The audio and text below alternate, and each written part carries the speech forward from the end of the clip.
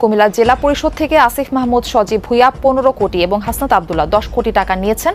আমি 10 কোটি টাকা নিয়ে গিয়েছি। 10 কোটি টাকা নিয়ে গিয়েছি। আসিফ মাহমুদ 15 কোটি টাকা নিয়ে গিয়েছে। এদিকে আজ নিজের মুখেই স্বীকার করেছে হাসনাত আব্দুল্লাহ 10 কোটি টাকার দুর্নীতি করেছে। এবার হাসনাত আব্দুল্লাহ এবং আসিফ মাহমুদ একসাথে গ্রেপ্তার হয়। বিএনপি সরকার সরাসরি অ্যাকশন নিয়ে তারেক রহমানও বিপদে পড়েছে আজকে। কুমিল্লা জেলা পরিষদের 25 কোটি টাকা সাবেক স্থানীয় সরকার উপদেষ্টা আসিফ মাহমুদ সজীব ভুইয়া এবং এনসিপির মুখ্য সংগঠক হাসনাত আব্দুল্লাহ নিয়েছেন বলে অভিযোগ উঠেছে। নিজ এলাকার উন্নয়নের কথা বলে তারা এই অর্থ নেন বলে জানিয়েছেন জেলা পরিষদের প্রশাসক মোস্তাক মিয়া। কুমিল্লার বিএনপি নিয়োজিত জেলা প্রশাসক এক বক্তৃতায় শুধুমাত্র কুমিল্লা জেলাতেই অবৈধভাবে ক্ষমতা দখলকারী বৈষম্য বিরোধী আন্দোলনের নেতা হাসনাত আব্দুল্লাহ আর আসিফ মাহমুদ সজীব ভুইয়ার 25 কোটি টাকা তুলে নেওয়ার ঘোষণা দিয়েছেন। অভিযুক্তরা বলছেন টাকা তারা নিজের জন্য নেননি। আমরাও বলি নিজের জন্য তো নেননি, কিন্তু সেই টাকা দিয়ে তারা কি করেছেন তার হিসেব জনগণকে মিলিয়ে দিতে হবে তো নাকি? প্রশ্নটা হচ্ছে, বরাদ্দের টাকা আসিফ হাসনাত নিজেরা তুলে নিয়ে গেছে। সরকারি বরাদ্দ তো কেউ কোনো ব্যক্তি তুলে নিতে পারে না। এখানে আপনি প্রভাব বিস্তারের কথা বলেছেন, সেই প্রভাবটা কি বিস্তার করেছিল এবং কোন কোন প্রকল্প দেখিয়ে নিয়ে গেছে এবং সেই প্রকল্পগুলোর এখন কি অবস্থা? প্রিয় দর্শক, রাজনীতির ভণ্ডামি ধরা পড়ে গেল। দেখেন, বাংলাদেশের রাজনীতিতে কে কোন দিকে, কে কোন ধরনের মনোবাসনা নিয়ে রাজনীতির ময়দানে রাজনীতি করেন সেটা কিন্তু বোঝা খুবই মুশকিল। হ্যাঁ, বাংলাদেশের রাজনীতিতে নেতারা কি পরিকল্পনা নিয়ে আগায় এইটা কেউই ধরতে পারে না। এবং এই মুহূর্তে পাওয়া সবচেয়ে বড় ব্রেকিং নিউজ, হাসনাত আব্দুল্লাহ এবং আসিফ মাহমুদ আটক হয় 25 কোটি টাকা দুর্নীতির দায়ে। দর্শক শ্রোতা, গত একদিন যাবৎ একটা বিষয় নিয়ে আলোচনা সমালোচনা হচ্ছে। হাসনাত আব্দুল্লাহ 10 কোটি টাকা দুর্নীতি করেছে এবং হাসনাত আব্দুল্লাহ তার নিজের মুখে এই বিষয়ে লাইভে অসংখ্য কথা বলে এবং এইটা নিয়ে অসংখ্য চাঞ্চল্যকর ঘটনা সারা দেশের মধ্যেই ঘটতেছে যে দুইজন বড় বড় নেতারা কিভাবে এত কোটি টাকা মেরে দিতে পারে বা পাচার করতে পারে। আপনারা দেখতে পারবেন এই মুহূর্তে হাসনাত আব্দুল্লাহর অবস্থা এবং এই নিয়ে তারেক রহমানও বিপদে পড়েন, তাদের উপর অ্যাকশন নিয়ে সব কিছুই দেখানোর চেষ্টা করবো এই একটি ভিডিওতে। কুমিল্লার 2 উপজেলায় প্রভাব খাটিয়ে অস্বাভাবিক বরাদ্দ নিয়েছিলেন এনসিপির আসিফ মাহমুদ ও হাসনাত আব্দুল্লাহ। এই অভিযোগ কুমিল্লার জেলা পরিষদ প্রশাসকের। আসিফ হাসনাত 25 কোটি টাকার সে বরাদ্দ নেয়নি তা অস্বীকার করতে পারবে না বলেও চ্যালেঞ্জ ছুড়ে দিয়েছেন তিনি।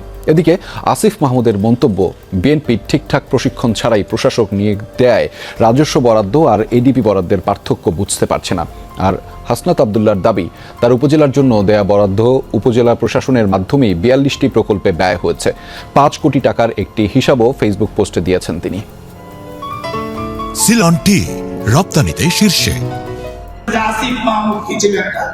শনিবার কুমিল্লা শিল্পকলা একাডেমিতে এক অনুষ্ঠানে জেলা পরিষদের প্রশাসক মোস্তাক মিয়া অভিযোগ করেন, এনসিপির মুখপাত্র আসিফ মাহমুদ সজীব ভুইয়া অন্তর্বর্তী সরকারের উপদেষ্টা থাকাকালে নিজ উপজেলা মুরাদনগরের জন্য 15 কোটি টাকা নিয়েছেন।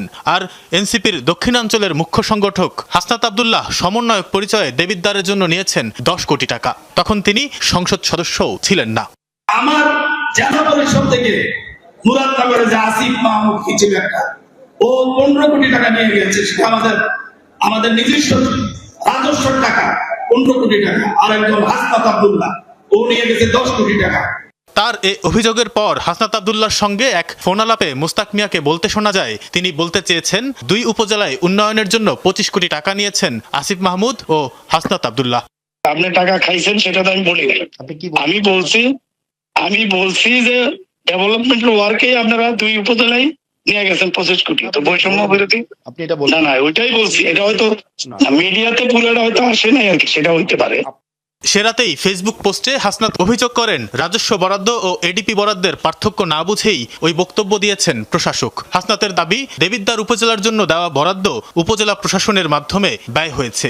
সেই ব্যয়ের প্রতিটি টাকার হিসাব সরকারি নথিতে সংরক্ষিত আছে। ই টেন্ডারে হওয়া 5 কোটি টাকা ব্যয়ের একটি হিসেবও উপস্থাপন করা হয় ওই পোস্টের কমেন্টে। শনিবার রাতেই এই অভিযোগ অস্বীকার করে প্রতিক্রিয়া জানান আসিফ মাহমুদও। পরদিন দুপুরে রাজধানীর কালশী বস্তিবাসীর মাঝে খাবার বিতরণকালে সাবেক এই উপদেষ্টা বিএনপির প্রশাসক নিয়োগের সমালোচনা করেন। বলেন, প্রশাসক জানেন না বাজেট নির্ধারণ মানেই টাকা নিয়ে যাওয়া নয়। বিএনপি কিছু শিক্ষিত লোকদেরকে প্রশাসক হিসেবে বসানো দরকার ছিল সারা দেশে, অথবা তাদের একটা ট্রেনিং এর ব্যবস্থা করা দরকার ছিল। ওই বিশেষ বরাদ্দ খাত আর রাজস্ব খাত এক না, এটা যদি ওনারা গোলায় ফেলেন তাহলে ওনাদের ওইখানে বসার আসলে কোনো যোগ্যতাই নাই। প্রথমে বলছেন নিয়ে গেছে, তারপরে আবার হাসান আব্দুল্লাহ ভাই যখন কল দিলেন তখন তিনি বলছেন যে আমি তো আসলে নিয়ে গেছে বুঝাই না, আপনারা বরাদ্দ দিচ্ছেন। তাহলে আমরা এখানে তাহলে এটাও বলা যায় যে তারেক রহমান 9,30,000 কোটি টাকা নিয়ে যাচ্ছেন। এটা তো বাজেট নির্ধারণ করা হচ্ছে, এটাকে তো মানে এত মূর্খ লোকজনের সাথে আমাদের এসে এখন রাজনীতি করতে হবে, এটা খুবই দুঃখজনক। এরই মধ্যে জেলা পরিষদ প্রশাসক আবারও প্রশ্ন ছুড়ে দিয়েছেন আসিফ আর হাসনাতের উদ্দেশ্যে। এক সাক্ষাৎকারে তিনি জানান, 2 উপজেলায় প্রভাব খাটিয়ে অস্বাভাবিক সে বরাদ্দ নিয়েছিলেন আসিফ হাসনাত। আমাদের জেলা পরিষদের মাধ্যমেই প্রকল্প নামে 15 কোটি মুরাদনগরে এবং দেবিদ্বারে 10 কোটি টাকা ওনারা নিয়ে গিয়েছে। কারণ ওরা যে টাকাটা নিছে তারা সেটা বলুক, ওরা নেয় নাই, তো ওরা তো আমার জেলা পরিষদের মাধ্যমে এটা নিয়েছে। এতে অন্যান্য উপজেলার সাথে ব্যাপক বৈষম্য হয়েছে বলে মন্তব্য করেছেন প্রশাসক। বলেন, হাসনাতের সাথে তার ফোনালাপের খণ্ডিত অংশ সামাজিক মাধ্যমে প্রচার করা হয়েছে। পাশাপাশি উপজেলাগুলোতে দেখা গেছে আমি 10 কোটি টাকা নিয়ে গিয়েছি, 10 কোটি টাকা নিয়ে গিয়েছি। এখন দেখেন কনসেন্ট কিভাবে ম্যানুফ্যাকচার হয়। প্রথম আলো নিউজ করেছে যে হাসনাত আব্দুল্লাহ 10 কোটি টাকা নিয়ে গিয়েছে এবং আসিফ মাহমুদ 15 কোটি টাকা নিয়ে গিয়েছে। এখন দেখেন এটা শুনতে কি মনে হয় যে টাকাটা মনে হয় আমরা নিয়ে গিয়ে আমরা পকেটে স্টোর করছি, অথচ প্রত্যেকটা প্রকল্প মানে এই যে ধরেন প্রত্যেকটা প্রকল্প মানে যদি ধরি আমি এই প্রকল্পটা, এটা কিভাবে টাকাটা দেওয়া হয়। টাকাটা দেওয়া হয় ফর এক্সাম্পল এই যেমন চান্দিনা উপজেলাধীন জোয়াগ উত্তর বাজার থেকে ইসমাইল মেম্বার বাড়ি পর্যন্ত এখানে 2.5 লক্ষ টাকার একটা কাজ দেওয়া হয়েছে। ঠিক একইভাবে মাল্টিপল প্রজেক্টের মাধ্যমে আমি সবগুলো হিসাব করলাম, হিসাব করে আমি দেখলাম আপনার ওই ফাইলটা কোথায় রোমান, ওই যে আমরা একটু আগে ফাইলটা ইয়া করলাম, ওই যে তোমাকে কোথায় মাল্টিপল প্রজেক্টের মাধ্যমে উনি আমাকে বললেন যে এক ভদ্রলোক মানে ওনাকে বসানো হয়েছে, মানে he doesn't deserve two B mentioned. কই আমি দেখি এটা, ওকে আমি দেখলাম যে এখানে ওকে ফাইন টোটাল আমাকে বলা হয়েছে আমি 10 কোটি টাকা নিয়েছি। ওকে একটু নিচে আসো, তো একটু নিচে আসো। আমি টোটাল দেখলাম, নিচে আসো, দেবিদ্বারে যাও, দেবিদ্বারে টোটাল একটু উপরে যাও। আমি এটা হিসাব করলাম নিজে, মানে আমি একদম ইয়া করে সারাদিনে খেয়াল করলাম টোটাল যখন আমি নির্বাচিত না এগুলা সব উপজেলায় দেওয়া হয়েছে। এর মাঝখানে 2024-25 সালে এডিপি সাধারণ, এডিপি বিশেষ এবং রাজস্ব নিজস্ব সহ সব মিলায়া 8 কোটি 42 লক্ষ টাকার প্রজেক্ট দেবিদ্বারে দেওয়া হয়েছে। 8 কোটি 42 লক্ষ, 1 টাকা কমও না 1 টাকা বেশিও না। প্রজেক্ট দেওয়া হয়েছে কয়টা খাতে? 148টা খাতে, 148টা খাতে প্রজেক্ট দেওয়া হয়েছে। এর মাঝখানে কোনো প্রজেক্ট ইটান্ডারে আছে, কোনো প্রজেক্ট হচ্ছে এর মাঝখানে আপনার হচ্ছে ফার্স্ট বিল নেওয়া হয়েছে, কোনো প্রজেক্টের ওয়ার্ক অর্ডার দেওয়া হয়েছে, কোনো প্রজেক্ট কমপ্লিট, একটা প্রজেক্ট পূর্ণাঙ্গ কমপ্লিট হয় নাই। আমি খোঁজ নিয়ে দেখলাম আপনার হচ্ছে কোন প্রজেক্ট কি অবস্থায় আছে, এটা কিন্তু আপনার অনলাইনে গেলে আপনারা দেখবেন, মানে অনলাইনে সার্চ করলে এটা পাওয়া যায়। অথচ গত 2টা দিন মিডিয়া ট্রায়াল চালানো হলো, আমরা টাকা নিয়ে গিয়েছি। এবার আসেন কোন প্রজেক্ট, 148টা প্রজেক্ট আমি আলাদা করছি। একদম নিচে চলে যান, একদম নিচে চলে যান, ওকে দেবিদ্বারে, ওকে এই দেবিদ্বারে যান, এই যে আরো নিচে যান। উনি আমাকে বললেন আমি 10 কোটি টাকা নিয়ে গিয়েছি, 10 কোটি টাকা নিয়ে গিয়েছি। টোটাল হচ্ছে 3-4টা ভাবে অন্যান্য উপজেলার মতো করে দেবিদ্বারেও বরাদ্দ দেওয়া হয়েছে 148টা খাতে, বিভিন্ন 6 ভাগে সব উপজেলার সাথে বরাদ্দ দেওয়া হয়েছে। এবার দেখেন প্রত্যেকটাই ইটান্ডার প্রক্রিয়ার মধ্য দিয়ে হয়েছে। কোনোটায় ওয়ার্ক অর্ডার আছে, কোনোটার ফার্স্ট বিল দেওয়া হয়েছে, কোনোটা এখনো কাজ কমপ্লিট হয় নাই, কোনোটার এখনো পর্যন্ত কাজেও যায় নাই। এবার আসেন এই যে গত 2 দিন ধরে এক ধরনের মিডিয়া ট্রায়াল চালানো হইলো যে এই টাকাটা আমি মানুষের কাছে লুকাইছি, এই টাকা, আরে ভাইটা লুকানোর কি আছে? এটা তো সবকিছু ওয়েবসাইটে, it's very open, broad daylight open, আপনি নেট সার্চ করলে। এবং এটা আমার নির্বাচনের অন্তত 1.5 বছর আগে, 1 বছর আগে নির্বাচন হয়েছে 2026 সালের ফেব্রুয়ারির 12 তারিখ। আর এই যে এটা হচ্ছে 2025 সালের ফেব্রুয়ারির 10 তারিখ বা 9 তারিখ, আর কোনোটা হচ্ছে 2024 সালের নভেম্বরের 10 তারিখ। তাইলে 1 বছর আগের যখন আমি এই কাজের রেসপন্সিবল না, অন্যান্য উপজেলার মতো করে আমাদের বিদ্যালয় বরাদ্দ দেওয়া হয়েছে, অন্যান্য সব উপজেলায় দেওয়া হয়েছে। ব্যাপারটা এমনভাবে ফ্রেমিং করা হইলো যেটা শুধুমাত্র মুরাদনগর এবং শুধুমাত্র দেবিদ্যালয়ে দেওয়া হয়েছে। আপনাদের যদি চর্মচক্ষু থাকে এবং একটু জ্ঞান বুদ্ধি থাকে, যারা প্রপাগান্ডা করেছেন, আপনারা শুধুমাত্র নেটে সার্চ করলেই আপনার এই জিনিসটা স্পষ্ট চলে আসে, এবং কোন অর্থ কোন খাতে কয় টাকা গিয়েছে এবং এটা কোন প্রক্রিয়ায় গিয়েছে, এটা কি ব্যক্তির হাতে টাকা দিয়েছে নাকি এই টাকা ই-টেন্ডার প্রক্রিয়ার মধ্য দিয়ে গিয়েছে, এই টাকা কে খরচ করবে, একটা পয়সা এক্ষেত্রে এমপি বা স্থানীয় সরকারের কারো কোনো সংশ্লিষ্টতা নেই। কুমিল্লার বিএনপি নিয়োজিত জেলা প্রশাসক এক বক্তৃতায় শুধুমাত্র কুমিল্লা জেলাতেই অবৈধভাবে ক্ষমতা দখলকারী বৈষম্য বিরোধী আন্দোলনের নেতা হাসনাত আব্দুল্লাহ আর আসিফ মাহমুদ সজীব ভুইয়ার 25 কোটি টাকা তুলে নেওয়ার ঘোষণা দিয়েছেন। অভিযুক্তরা বলছেন টাকা তারা নিজের জন্য নেননি, আমরাও বলি নিজের জন্য তো নেননি, কিন্তু সেই টাকা দিয়ে তারা কি করেছেন তার হিসেব জনগণকে মিলিয়ে দিতে হবে তো নাকি? আর নির্বাচিত প্রতিনিধি না হয়েও কোন যোগ্যতায় তারা রাষ্ট্রের টাকা নিজেদের নামে বরাদ্দ নেন? এই ক্ষমতা তাদেরকে কে দিল? জনগণ কি তাদের কানে কানে গিয়ে বলেছিল যে 17 বছর আমাদের জন্য কিছুই করেননি শেখ হাসিনা, এবার আপনারা আমাদের জন্য কিছু একটা করেন বাবারা? কি বলেছিলেন কুমিল্লাবাসী? সাধারণ মানুষ সেটা বলে ভোটের মাধ্যমে। যখন এই হাসনাত আসিফরা টাকা নিয়েছে তখন কোনো নির্বাচন হয়েছিল বলে জানা আছে আপনাদের? আমার জানা নেই। তাহলে তারা কেন টাকা নিলেন? আর শুধু হাসনাত আসিফ মিলে যদি 25 কোটি টাকার বাটোয়ারা করে থাকে একাই, তাহলে সারা দেশে তথাকথিত বৈষম্য বিরোধী ছাত্রনেতা বা এনসিপির নেতারা সব মিলিয়ে কত টাকা হাফিস করে দিয়েছে বলেন তো? আসুন একটু হিসাব করে দেখা যাক।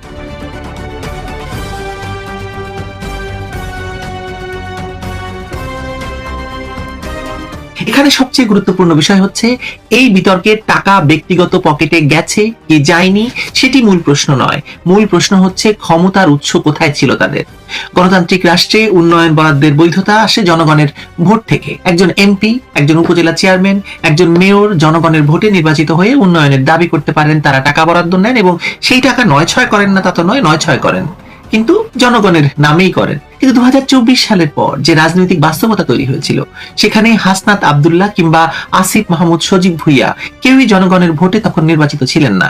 তবুও তারা এমন এক অবস্থানে চলে গেছিলেন যেখানে জেলা পরিষদ কেন, ইউনুস, বাংলাদেশ ব্যাংক, সোনালী ব্যাংক, রূপালী ব্যাংক বললেই তাদেরকে টাকা দিয়ে দিত। প্রশাসন, মন্ত্রণালয়, এমনকি আমলাতন্ত্র তাদের নির্দেশকে প্রায় সরকারি নির্দেশ হিসেবে বিবেচনা করত, কারণ তাদের হাতে AK-47 ছিল।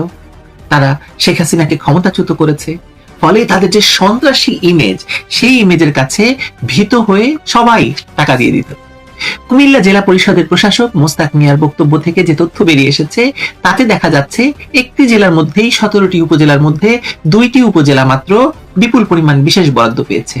কাকতালীয়ভাবে সেই 2 উপজেলা আবার 2 প্রভাবশালী ছাত্র নেতার নিজ নিজ এলাকা। এখন হাসনাত বলতেই পারেন যে তিনি ব্যক্তিগতভাবে টাকা নেননি, আসিফও বলতে পারেন উন্নয়ন কাজের জন্য বরাদ্দ হয়েছে, কিন্তু প্রশ্ন হলো কুমিল্লার বাকি 15টি উপজেলা কি উন্নয়নের যোগ্য ছিল না? ছিল তো, তারা পায়নি কেন? আরো মজার বিষয় হচ্ছে যারা নিজেদের পরিচয় দিতেন বৈষম্য বিরোধী নেতা হিসাবে, তারাই প্রথম সুযোগে বৈষম্যের রাজনীতি করেছেন বলে অভিযোগ উঠছে, কারণ তারাই বাকি 15টি উপজেলাকে বৈষম্য করে নিজেদের উপজেলার সমস্ত টাকা পয়সা নিয়ে নিয়েছেন। বাংলাদেশের সবচেয়ে দরিদ্রতম জেলাগুলো মাদারীপুর, কুড়িগ্রাম, পঞ্চগড়, নেত্রকোনা বা চাঁপাইনবাবগঞ্জ নয়, বরাদ্দ গেছে তুলনামূলকভাবে সমৃদ্ধ কুমিল্লার নির্দিষ্ট 2 এলাকায়। এমনকি কুমিল্লার ভেতরেও যেসব উপজেলা পিছিয়ে রয়েছে সেগুলোর পরিবর্তে বরাদ্দ গেছে রাজনৈতিকভাবে সুবিধাজনক জায়গায়। তাহলে বৈষম্য বিরোধী আন্দোলনের নৈতিক ভিত্তিটা কোথায় থাকলো বলুন? আসলে নৈতিক ভিত্তি বলতে কিছু ছিল না। এখন আসুন আরো বড় বড় প্রশ্নে যাই। যদি শুধুমাত্র কুমিল্লায় 2 জন নেতার নাম ঘিরে 25 কোটি টাকার বিতর্ক তৈরি হতে পারে, তাহলে সারা দেশে কি হয়েছে? 2024-25 সালে তথাকথিত আন্দোলনের সঙ্গে যুক্ত শত শত সমন্বয়ক, সহ সমন্বয়ক, জেলা প্রতিনিধি, উপদেষ্টা, এনসিপি সংগঠক এবং তাদের ঘনিষ্ঠ জনদের প্রশাসনিক প্রভাব ছিল অটুট। বললাম না, ভয়ের কথা, ভীত হয়ে জেলা প্রশাসক সব বিলিয়ে দিয়েছেন। বিভিন্ন মন্ত্রণালয়, জেলা প্রশাসন, শিক্ষা প্রতিষ্ঠান, সরকারি সংস্থা, উন্নয়ন প্রকল্পে তাদের সুপারিশ কার্যকর হয়েছে বলে অসংখ্য অভিযোগ এসেছে। তাহলে প্রশ্ন ওঠে, কুমিল্লা কি ব্যতিক্রম নাকি কুমিল্লা একটি নমুনা? ঘটনাগুলো পাশাপাশি যদি সাজান তাহলে একটি ভয়ঙ্কর চিত্র আপনি দেখতে পাবেন। এনসিপির যুগ্ম সচিব সদস্য সচিব গাজী সালাউদ্দিন তানভীরকে দুর্নীতি এবং অনিয়মের অভিযোগে দল থেকে অব্যাহতি দেওয়া হয়েছিল, মনে আছে আপনাদের? আসিফ মাহমুদের এপিএস এর কথা মনে আছে, যে এপিএস কে নিয়ে অভিযোগ উঠেছিল? বিভিন্ন নিয়োগ বদলি বাণিজ্যের অভিযোগ এসেছিল। ডিসি বদলিতে শত শত কোটি টাকার বাণিজ্য হয়েছে। ইউএনওর বদলিতে, ইউএনওর নিয়োগে সার্জিস আলমের সেই বিলাসী গাড়ি বহরের কথা মনে আছে?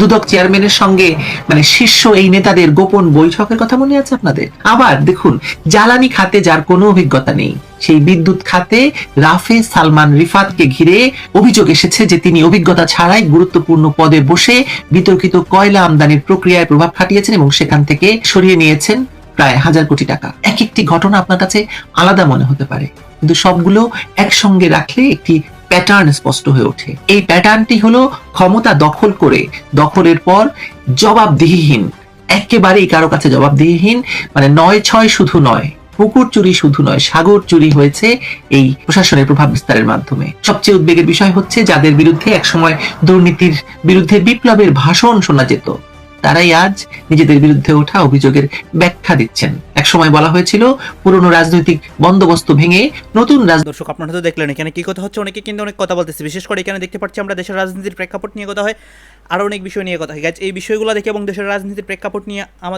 আপনাদের মন্তব্য কি? আপনাদের মন্তব্যটা অবশ্যই আপনারা আমাদের কমেন্ট বক্সে লিখে যাবেন, এবং হাসনাত আব্দুল্লাহর বিষয় নিয়ে আপনার মন্তব্য কি এটাও লিখে যাবেন। গাইজ, এই বিষয়গুলো দেখে সর্বশেষ আপনাদের কাছে আমাদের একটা রিকোয়েস্ট থাকবে, আপনারা আমাদের চ্যানেলের নতুন দর্শক হয়ে থাকলে চ্যানেলটি সাবস্ক্রাইব করবেন এবং পাশে থাকা বেল বাটন টিপে যাবেন, যাতে করে নেক্সট ভিডিওটা সবার আগে আপনাদের কাছে পৌঁছে যায়। ধন্যবাদ।